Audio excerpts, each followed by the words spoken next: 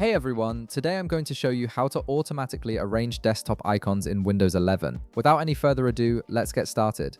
First, power on your computer and wait for Windows 11 to fully load. This is important because you'll need complete access to your desktop to make these changes. Give it a moment to boot up completely before proceeding to the next step. Once your PC is ready and you can see your desktop, you're going to make a simple adjustment that will keep all your icons perfectly organized. Start by right-clicking on any empty area of your desktop.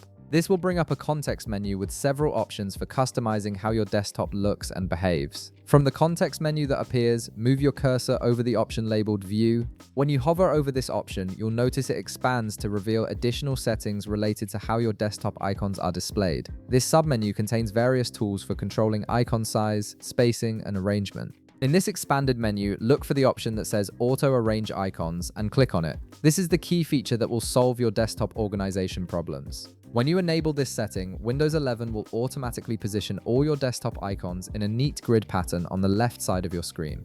More importantly, this feature prevents you from accidentally moving icons outside of this organized formation, which means your desktop will always maintain its clean, structured appearance no matter what you do.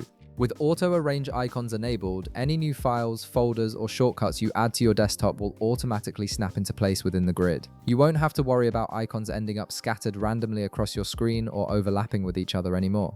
And that's all there is to it. You've now set up your Windows 11 desktop to automatically keep your icons organized in a clean, structured layout. If this video helped you out, be sure to leave a like, subscribe, and I'll see you in the next one.